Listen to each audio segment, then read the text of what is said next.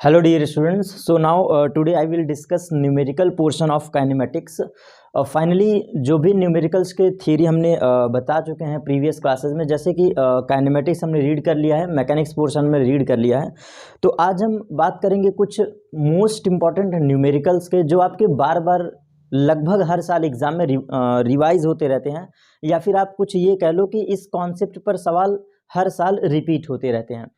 First type of numerical में बड़ा most important एक सवाल आपके लिए है, तो कुछ लाइन से मैं सीक्वेंस से पढ़ा रहा हूँ, उन कॉन्सेप्ट्स को याद रखिएगा, ठीक है। देखिए, फर्स्ट टाइप ऑफ न्यूमेरिकल में सबसे जो मोस्ट इंपॉर्टेंट सवाल बनता है, इसको टाइप समझिएगा, कॉन्सेप्ट समझिएगा, दोनों का मतलब सेम है।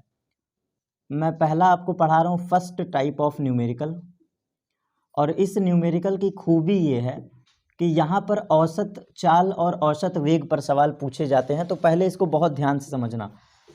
यहाँ पर मैं कराने वाला हूँ औसत चाल पर और औसत वेग पर बेस्ड, औसत चाल और औसत वेग, average speed and average velocity, इन दो पर बेस्ड पहला सवाल हमारा है। चलिए देखिएगा फर्स्ट टाइप के सवाल में क्या बारीकियां हैं। देखो, इसका एक सबसे मोस्ट इंपॉर्टेंट सवाल ये बनता है, आपसे कहा जाता है कि कोई वस्तु है, कोई गाड़ी है,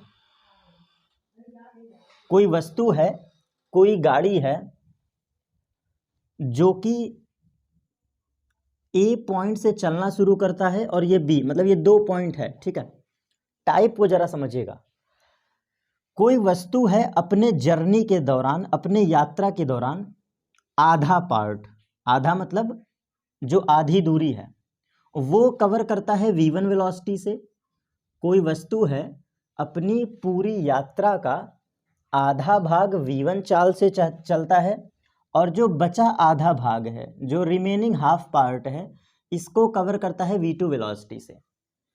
आपसे पूछता है what is the average speed, क्या होगा औसत चाल और औसत वेग। इस कॉन्सेप्ट को समझिएगा, सवाल में बिल्कुल अच्छे से समझा रहा हूं। प्रश्न लिख सकते हैं आप। कोई वस्तु है, अपने संपूर्ण यात्रा के दौरान, अपने कंप्लीट जर्नी के दौरान प्रारंभिक आधी दूरी v1 चाल से चलता है, बचा हुआ आधा दूरी v2 चाल से चलता है।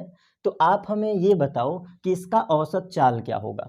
तो ऐसे कॉन्सेप्ट में सबसे मोस्ट इंपॉर्टेंट सॉल्यूशन आप याद रखिएगा कि जब भी कोई सवाल इस टाइप का बने ना, तो एक बात ये याद रखना कि पूरी जर्नी की आधा भाग जब कहे, मतलब पूरे यात्रा का आधा भाग v1 चाल से, आधा भाग v2 चाल से, तो आपको करना ये है कि इस पूरे पार्ट को 2s दूरी मानना, 2s। इसका हम फायदा उठाएंगे, इससे हमें कुछ प्रॉफिट है, इसलिए 2s मानना, ठीक।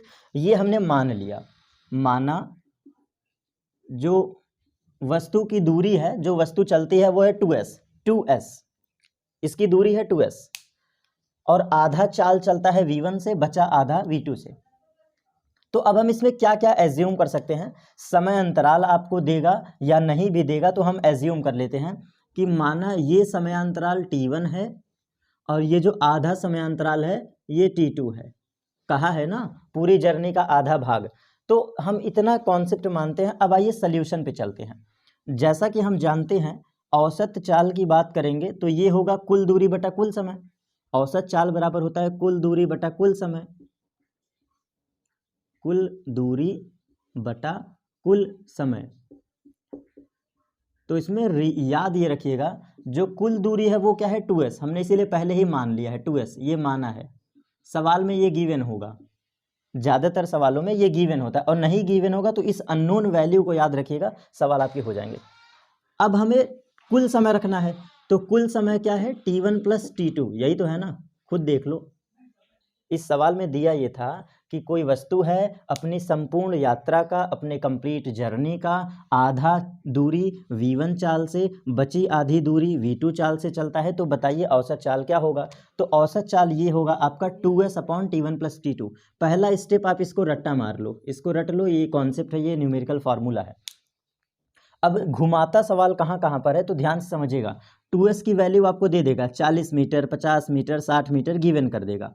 और ये v1 क्यों दिया था, तो आप एक बात बताओ, बचपन में आप पढ़े होंगे चाल बराबर दूरी बटे समय, बचपन में पढ़े होंगे ना, चाल बराबर दूरी बटा समय। Speed is equal to distance upon time. तो यहाँ से हम लिख सकते हैं जो टाइम होगा, time is equal to distance upon speed, लिख सकते हैं time is equal to distance upon speed. अब यहाँ से जरा ध्यान देना, जो T1 की वैल्यू होगी, जो T1 की वैल्यू होगी, T1 is equal to distance क्या है s, आधी दूरी s, और स्पीड क्या है v1। ये वैल्यू उठा करके T1 की जगह रख दीजिए और T2 की जगह आप रखोगे आधा पार्ट है s और लिया गया वेलोसिटी है v2। ये T1 और T2, ये T1 और T2 दोनों उठा के यहाँ पे रख दीजिए, आंसर हमारा आ चुका है। यही इस सवाल की सबसे बड़ी खूबी थी कि यहाँ पर आपको समय निकालना था। इस सवाल का सबसे मोस्ट इम्पॉर्टेंट स्टेप यही था कि आपको यहाँ पे समय जो है ना वो खुद से निकालना था, सेल्फ निकालना था। और कॉन्सेप्ट बहुत आसान था। 2s आपको ये गिवन होगा, हमेशा गिवन होगा, और वेलोसिटी गिवन होगा, बीच की दूरी गिवन होगा, वेलोसिटी गिवन होगा। तो आपको फॉर्मूला लगाना होगा कुल दूरी बटा कुल समय, यहाँ पे 2s रख दो, ठीक, और T1 plus T2 according to formula होता है, कुल दूरी है 2s, कुल समय है T1 प्लस T2। T1 की जगह हम रख देंगे s बाई v1, क्योंकि आधा दूरी है ना, आधा, तो 2s का आधा क्या होगा s, और जो बचा आधा है वो ये है, ठीक है। तो इस सवाल में यही खूबी था जो कह रहा था कि आधी दूरी v1 चाल से चलता है, आधी दूरी v1 चाल से चलता है, इसका मतलब वो s दूरी चला। और जो फिर बोला था कि बचा आधा भाग s v2 चाल से, तो वो बचा भाग भी क्या था, बचा आधा भाग भी v2 वेलोसिटी से चलता है। तो वो कॉन्सेप्ट की खूबी थी, इसीलिए हमने 2s एज्यूम किया था, इसीलिए हमने फॉर्मूला में 2s एज्यूम किया था। अब इस पर एक अगर हम न्यूमेरिकल प्रैक्टिस करना चाहें तो आप लगा सकते हैं कुछ ऐसा। देखिए, इसको मैं इरेज कर दे रहा हूँ, छोटा सा मैं सवाल आपको देता हूँ कि देखिए आपको सवाल कैसा देगा। ठीक, कोई वस्तु है जो प्रारंभ में 20 मीटर पर सेकंड से चलती है और अंत में 60 मीटर पर सेकंड से। कोई वस्तु है अपने संपूर्ण जर्नी का आधा भाग चलता है v1 से और बचा आधा भाग चलता है v2 से, और जो कुल दूरी है वो 40 मीटर है, कुल दूरी जो है वो 40 मीटर है। तो आपको निकालना है औसत चाल और औसत वेग। रख दीजिए यहाँ पर फॉर्मूला, आंसर आपका निकल कर चला आएगा। तो देखो करते क्या है, ऊपर क्या है 2s, तो 40 गुणे 2 दैट इज 80, डिवाइड बाई क्या है s बाई v1, तो s क्या है आधा भाग है ना, आधा, 20 डिवाइड बाई 20 प्लस जो बचा आधा भाग है 20 डिवाइड बाई 60, यही करेंगे ना, देख लीजिए by formula s by v1, तो s बाई v1 मतलब आधी दूरी है 20 और जो चाल है वो 20। फिर उसके बाद T2 की जगह देखो s बाई v2, तो s है 20 और बचा है 60। तो ये रहा आपका आंसर, फाइनली हमारा आंसर आ चुका है। ये है हमारी v2 वेलोसिटी, ये है हमारी v1 वेलोसिटी, बाकी ये है आपका कुल दूरी 2s, कुल दूरी है ये। आंसर हमारा आ चुका है। कुल दूरी का आधा भाग का मतलब है 20, कुल दूरी है आपका 40 मीटर, तो आधा भाग होगा 20, इसलिए रिकॉल रखिएगा ये सारी चीज़ें। और देखो हमने एक छोटा सा क्या किया है, हाँ देखिए 1 मिनट, ये जो 2s है इसकी जगह केवल 40 रखना था, कहाँ हमने 2 कर दिया है, केवल 40, क्योंकि कुल दूरी तो 2s है ना, हमने कुल दूरी 2s माना, तो यहाँ सिर्फ 40 होगा। ये आपका सल्यूशन है, ये होगा 40। 2s का मतलब है कुल दूरी, तो कुल दूरी सवाल में आपको दिया होगा, वही कुल दूरी हमने उठा के यहाँ रख दिया। तो एक हमारा ये टाइप का सवाल हो गया, ये कॉन्सेप्ट था, ये जो मैंने बताया ये पूरा कंप्लीट कॉन्सेप्ट था, अननोन में हमने पढ़ाया, और सवाल आपका ये छोटा सा ऐसा दिया होगा बच्चों वाला। अब इसको हटा के दूसरा कॉन्सेप्ट चलते हैं।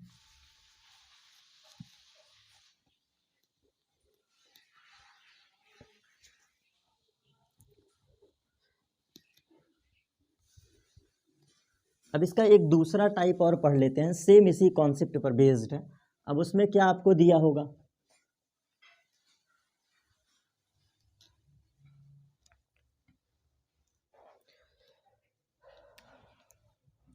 अब इसमें सबसे बड़ी बात है, अब दूसरा टाइप का जो सवाल होगा ये औसत चाल और औसत वेग पर ही बेस्ड, ये सेकंड टाइप ऑफ न्यूमेरिकल है। इसमें क्या दे सकता है, चलिए देखिएगा। अब की बार आपको ऐसा हम करते हैं,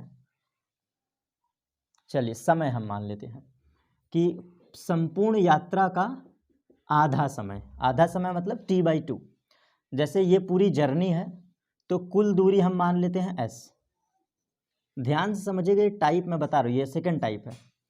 कुल दूरी आपको यहाँ दिया होगा, कुल दूरी, और आधा समय दिया होगा मतलब t/2। हाफ समय लेता है इतना चलने में और हाफ समय लेता है बचा पार्ट चलने में। ठीक, अब आपको बताना है कि औसत चाल क्या होगा इस केस में। जैसे इस सवाल की खूबी क्या है, लिख लीजिएगा कि इसमें गिवन क्या होगा।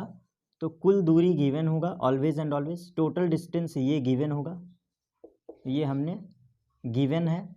और दूसरी चीज़, इसका दूसरा जो सबसे मोस्ट इंपॉर्टेंट पार्ट है, यहाँ स्पष्ट बोलेगा कि संपूर्ण यात्रा का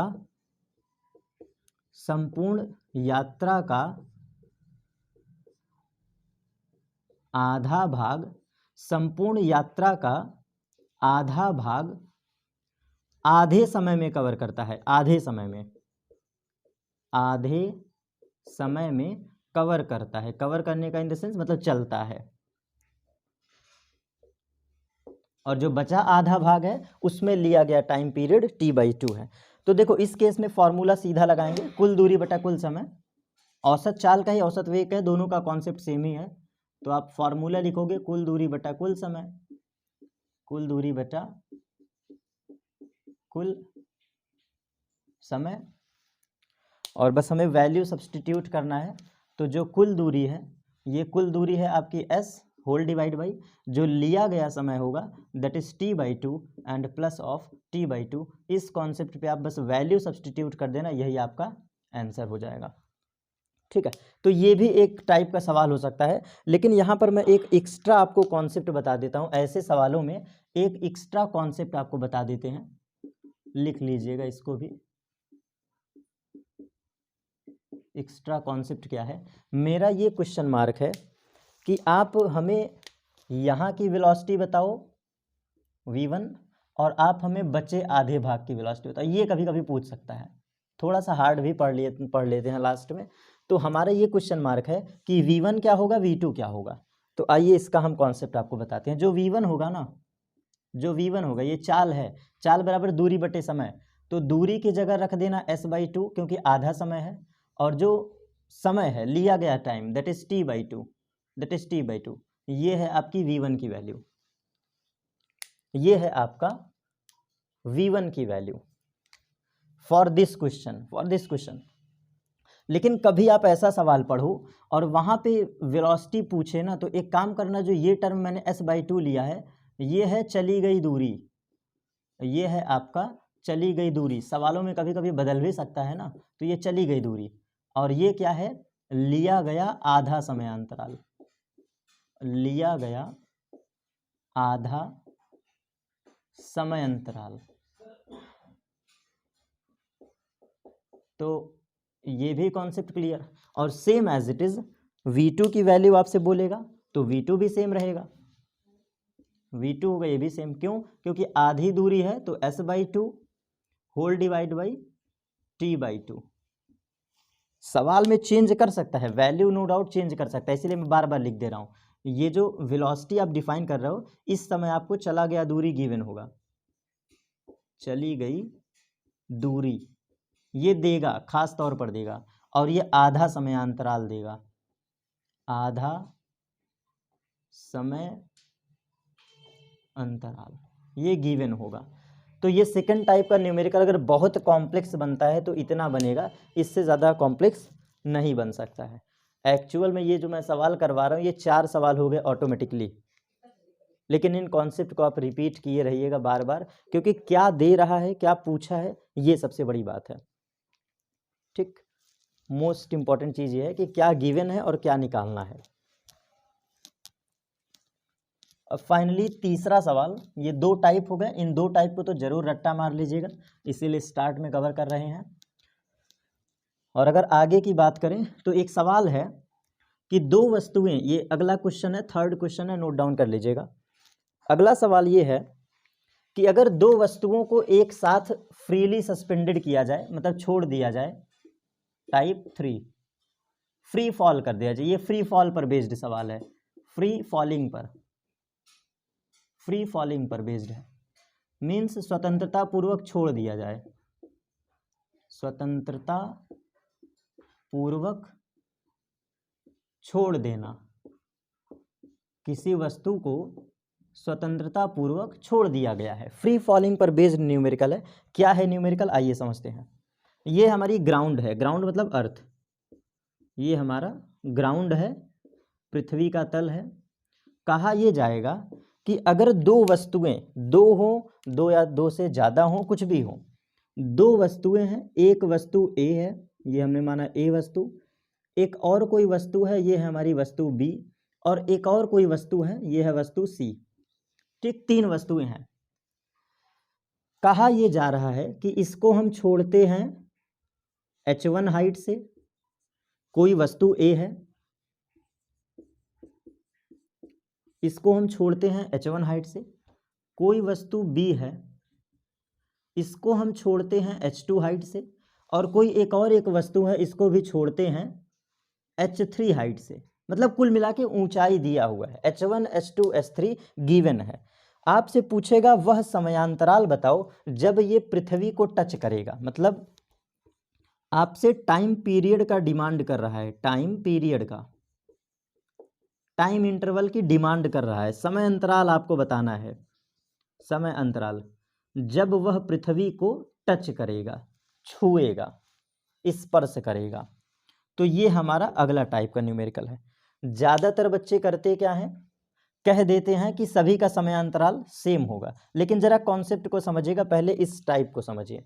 जब भी कोई वस्तु स्वतंत्रता पूर्वक छोड़ी जाती है ऊपर से, तो एक हमारा न्यूटन का समीकरण होता है, that is H is equal to UT plus half GT square. ये पढ़े होंगे ना आप सभी, मोशन अंडर ग्रेविटी की इक्वेशन है H बराबर UT plus half GT square, जहां पर यह समीकरण स्पष्ट कहता है स्पष्ट कहता है कि H बराबर UT plus half GT square, और स्वतंत्रता पूर्वक छोड़ने का मतलब होता है U बराबर 0। ये हमेशा के लिए याद कर लीजिए। जब भी कोई बॉडी फ्री फॉलिंग गिरती है, जब भी कोई बॉडी फ्री फॉल करती है, फ्री फॉल, तो फ्री फॉल का मतलब ही होता है U बराबर 0। इसको रट लो, नोट डाउन कर लो, ये सब टाइप मैं पढ़ा रहा हूँ, ये सवाल नहीं है, इसको सवाल नहीं कहते हैं, इसको टाइप कहते हैं कि न्यूमेरिकल का कॉन्सेप्ट क्या होता है। U बराबर 0 दिमाग में बैठा लो, स्वतंत्रता पूर्वक केवल शब्द सुन लो तो आपको U बराबर 0 रख देना है। जब हम यहाँ पर रखेंगे तो कैपिटल H बराबर हो जाएगा हाफ GT स्क्वायर, सही है, H बराबर हाफ GT स्क्वायर। और अगर हम इसको दाएं बाएं करके इक्वेशन लिखना चाहें तो जो टाइम पीरियड का इक्वेशन बनेगा, ध्यान दीजिएगा, जो टाइम पीरियड का इक्वेशन बनेगा ये हमारा कुछ ऐसा हो जाएगा। आइए देखिए, इसी से सॉल्व करते हैं, चलो इसी से हम इक्वेशन को सॉल्व करते हैं। हम H1 और H2 को लेकर रेशियो निकालते हैं। तो देखो हम लिखेंगे H1 is equal to half G and T1 square, equation number 1, and H2 is equal to half G T2 square. यही मानोगे ना, क्योंकि फ्री फॉलिंग है। मैंने 3 एग्जाम्पल दिया है जानबूझकर। हमें निकालना है H1 अपॉन H2 का रेशियो, हमें निकालना है H1 अपॉन H2 का रेशियो। इस सवाल की यही खूबी थी, वह समयांतराल बताओ जब ये पृथ्वी को टच करेगा। ठीक, तो बेसिकली आप यहाँ पे हाइट रख दो, सॉल्व कर लो, टाइम पीरियड आ जाएगा। अगर इंडिविजुअल की बात करें, अगर हम इंडिविजुअल की बात करेंगे तो आप सीधा इसको सॉल्व कर सकते हैं। मैं साइड में लिख दे रहा हूँ, ठीक है। H1 बराबर half G T1 square, equation number first. H1 की वैल्यू रख दो, टाइम पीरियड आ जाएगा, जो T1 होगा ये आपका आंसर हो जाएगा। अगर आप H2 रखते हो तो half G T2 square, equation number 2, और यहाँ से आपका T2 आ जाएगा, मतलब हाइट की वैल्यू रख दो, यहाँ से आपका जो T2 आएगा दैट इज योर आंसर। और इस सेम एज इट इज आप H3 की जगह रख सकते हो हाफ G T3 स्क्वायर, और यहाँ से जो T3 आएगा this is your answer. Individual की मैं बात करूं तो आप यहाँ से आंसर निकाल लोगे क्योंकि स्वतंत्रता पूर्वक छोड़ा जा रहा है, लेकिन मेरा ये क्वेश्चन नहीं था। हमारा ये क्वेश्चन है कि H1/H2 के दौरान लिया गया समयांतराल मीन्स रेशियो ऑफ H1/H2 क्या होगा, हमारा ये क्वेश्चन है। तो हमने किया क्या, H1 बराबर हाफ जी T1 स्क्वायर समीकरण बनाया, H2 is equal to half G T2 square equation बनाया, दोनों को हम भाग देते हैं। जब हम इन दोनों को डिवाइड करेंगे तो हाफ जी से हाफ जी कट जाएगा, हाफ जी कट जाएगा, तो आंसर हो जाएगा H1/H2 this is equal to T1 का होल स्क्वायर अपॉन T2 का होल स्क्वायर। तो हम कह सकते हैं जो इसमें स्क्वायर रूट जब आप लगाएंगे तो सेम एज इट इज इस स्टेप को हम ये भी लिख सकते हैं, square root of H1 upon square root of H2 this is equal to T1/T2। जाके देख लीजिएगा, पॉलिटेक्निक एंड IRT का न्यूमेरिकल इस फॉर्मूला पर बेस्ड पूछा गया है। तो मैं कहता हूं अननोन सोल्यूशन को रट लो, अननोन वैल्यू के सोल्यूशन को रट लो, मिला लीजिएगा। IRT का आया हुआ क्वेश्चन है, जब आप मोशन का चैप्टर सॉल्व करेंगे तो उसमें कहा गया है कि दो वस्तुएं H1 तथा H2 ऊंचाई से छोड़ी जाती हैं, तो आप ये बताओ कि पृथ्वी पर स्पर्श करते समय समयांतरालों का अनुपात क्या होगा। तो आप जवाब दोगे square root of H1/H2 this is your answer. ठीक है, ये भी टाइप आप याद रखिएगा। और मैं एक होमवर्क दे देता हूँ, चाहो तो आप कर सकते हो। H1 की जगह लिख लो 10 मीटर, H2 की जगह लिख लो 20 मीटर, जा करके सवाल सॉल्व कर लीजिएगा, बस वैल्यू आपको सब्सटीट्यूट करना है। तो T1/T2 का जो रेशियो होगा वो 10/20, न्यूमेरिकल सिंपली सॉल्व कर लीजिए, आंसर आपका आ जाएगा। और यहाँ का भी आपको एक एक्स्ट्रा कॉन्सेप्ट दे दें, चलो एक यहाँ पे भी एक्स्ट्रा कॉन्सेप्ट ले लीजिए। ये तो सवाल का पूरा टाइप था, कुछ सवाल इस पे लग जाएंगे, हैशटैग नंबर 1 2 3, 3 सवाल आपके यहाँ से लग जाएंगे। जब इंडिविजुअल सवाल पूछे, इंडिविजुअल मतलब जब सीधा सीधा समय पूछे तो आप सीधा रख दो H1 बराबर हाफ GT स्क्वायर, आंसर यहाँ से आ जाएगा। लेकिन जब बात करें रेशियो का, जब अनुपात की बात करेगा तो आप ये वाले इक्वेशन से भाग दोगे, हाफ हाफ कट जाएगा, साफ हो जाएगा, तो H1/H2 से आंसर निकल करके चला आएगा। एक एक्स्ट्रा कॉन्सेप्ट आप लिख लीजिएगा, ये एक्स्ट्रा कॉन्सेप्ट है, क्या है अब इसके एक्स्ट्रा में, चलिए देखिए। जब भी कोई वस्तु स्वतंत्रता पूर्वक छोड़ी जाती है, जब भी कोई वस्तु स्वतंत्रता पूर्वक छोड़ी जाती है तो समय में जो समय होता है, समय जो होता है वो आपका अनुक्रमानुपाती होता है स्क्वायर रूट के अंदर ऊंचाई के, ये बात लिख लीजिए, यही क्वेश्चन है, देख लो। ये एक्स्ट्रा कॉन्सेप्ट है, समय हमेशा अनुक्रमानुपाती होगा स्क्वायर रूट के अंदर हाइट के, यही कॉन्सेप्ट पर मैंने सवाल लगाया है। ये देखो, ये देखो, T is square root H1, T is square root of H2, 1 second का कॉन्सेप्ट है, 1 सेकंड का ये सवाल है, नोट डाउन कर लीजिएगा। 3 टाइप का हमने सवाल पढ़ा। आइए इतने के बाद एक और सवाल पढ़ लेते हैं, आराम आराम से इस पर प्रैक्टिस करिएगा। 2-3 पार्ट में मैं न्यूमेरिकल दूंगा, घबराना नहीं। एक और सवाल कर लेते हैं, फिर इसके बाद इस वीडियो को क्या करेंगे, स्टॉप करेंगे। 4 कॉन्सेप्ट हमने पढ़ा दिया है, 4 सवाल को प्रैक्टिस करिए, फिर आगे इसी तरह और बढ़ेंगे। चलिए एक सवाल और है, इसका भी टाइप याद रखिएगा, ये टाइप हैं जितने हैं ये टाइप हैं। इसको हम कहते हैं रिटार्डेड मोशन पर बेस्ड न्यूमेरिकल, रिटार्डेशन पर, retardation motion, retardation motion based numerical. Retardation पर बेस्ड न्यूमेरिकल्स क्या हो सकते हैं, आइए इस पर कॉन्सेप्ट को थोड़ा रिवाइज करते हैं। देखो सिंपल सा कॉन्सेप्ट होगा, एक सवाल समझाते हैं, उदाहरण से याद रखिएगा। यहां पर आपकी ये रही ग्राउंड सरफेस, ग्राउंड सरफेस कहेगा ये कि कोई ट्रेन है, कोई बस है, कोई कार है। मैं लिख देता हूं कोई कार है, ठीक है, ये आपका कोई कार है। आपसे सवाल में बोलेगा कोई बस हो सकता है, कोई ट्रेन हो सकता है, कोई कार हो सकता है। ये तुम्हारा प्रारंभिक चाल से चल रहा है, क्या दिया होगा, प्रारंभिक चाल से चल रहा है, प्रारंभिक चाल। और प्रारंभिक चाल हमेशा गिवन होगा, सबसे अच्छी बात है गिवन होगा। तो मैं मान लेता हूँ कोई कार है जो कि 20 मीटर पर सेकंड से चलती है, मैंने मान लिया कोई कार है प्रारंभिक चाल से चलती है। अब हम यहाँ पे क्या करेंगे, इस पर हम अप्लाई करेंगे ब्रेक। हमने इस कार में ब्रेक अप्लाई किया, ब्रेक हमने क्या किया, कार पर ब्रेक लगाया, यहाँ पर लिख देते हैं ब्रेक्स अप्लाई। कोई कार है प्रारंभिक चाल से चल रही है और हमने इस पर ब्रेक लगाया, तो ये कुछ दूरी चलकर रुक जाती है। तो वो दूरी भी आपको दिया होगा, वो दूरी मैं मान लेता हूँ कि 40 मीटर चल करके कार रुक गई, ऐसा गिवन होगा।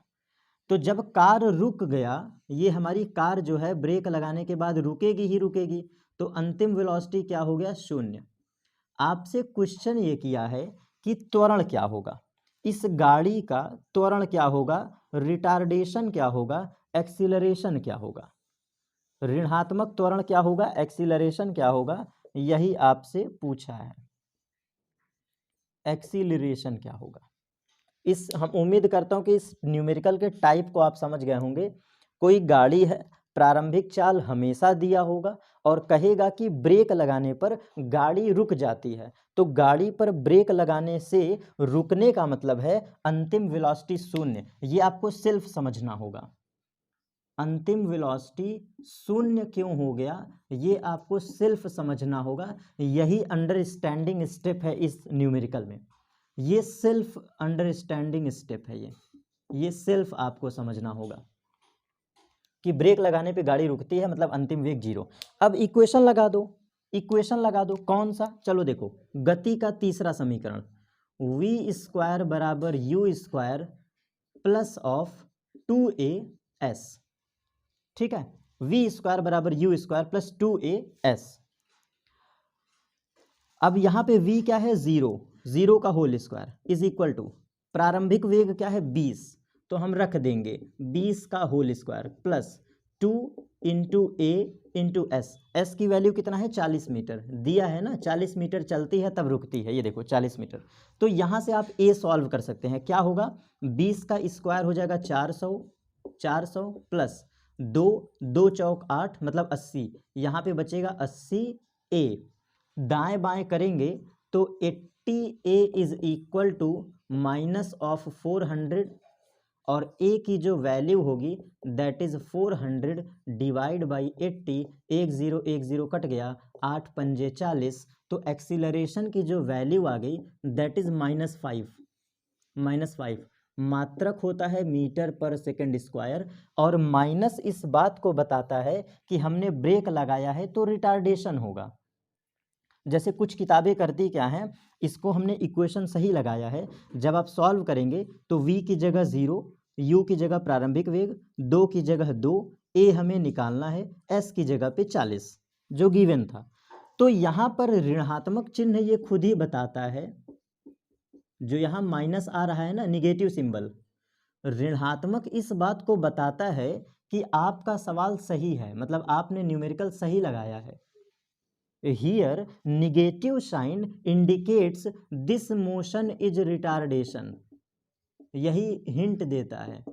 तो आप जवाब क्या दोगे, -5 मीटर पर सेकंड स्क्वायर, ऑप्शन में गिवन होगा -5, तो आप बताओगे कि ये रिटार्डेशन है इसलिए माइनस है। तो ये भी टाइप आप याद रख लीजिएगा, इस टाइप को भी आपको रिकॉल कर लेना है। और ऐसे किसी भी सवाल का न्यूमेरिकल होता है, मैं यहाँ से हिंट दे रहा हूँ, जो एक्सीलरेशन होता है, एक्सीलरेशन वो होता है आपका minus of u² upon 2s, ये है एकदम सही। तो ये आपकी क्या होती है, इक्वेशन, ये याद रखिएगा। रिटार्डेशन वाले मोशन पर बेस्ड सवाल डायरेक्ट इस पे लगा सकते हैं। a is equal to minus of u² upon 2s, u की जगह पे 20 का स्क्वायर 400 और 40 दूना 80, तो सिंपली 80 डायरेक्ट आंसर आ गया। टाइप भी हो गया, फॉर्मूला भी हो गया। फाइनली 4 या 5 सवाल जितने भी आज हमने कराए इसको रिवाइज कर लीजिएगा। अभी इसके और भी पार्ट प्रोवाइड कराऊंगा, ये तो अभी बच्चों वाले सवाल थे, छोटे छोटे सवाल, इतना ही रिवाइज कर लीजिए। और सवाल के वीडियो जरूर 2 से 3 बार रिवाइज करिएगा। क्लियर मैं कह रहा हूँ कि न्यूमेरिकल एक बार में नहीं समझ में आते, सो हम आपसे यही कहना चाहेंगे कि कम से कम 2 से 3 बार देखना। ये न्यूमेरिकल मत समझना, इन सवालों को न्यूमेरिकल नहीं कहते हैं, इन सवालों को टाइप कहते हैं, टाइप ऑफ न्यूमेरिकल्स, कि इस सवाल पर ये सवाल, इस टाइप पर ये सवाल, ऐसे। ठीक है, 4 से 5 सवाल हो गए आज के लिए, बस इतना ही। नेक्स्ट पार्ट में फिर मिलेंगे ऐसे ही अच्छे सवालों के साथ, तब तक मिलते हैं बाद में। धन्यवाद आप सभी का।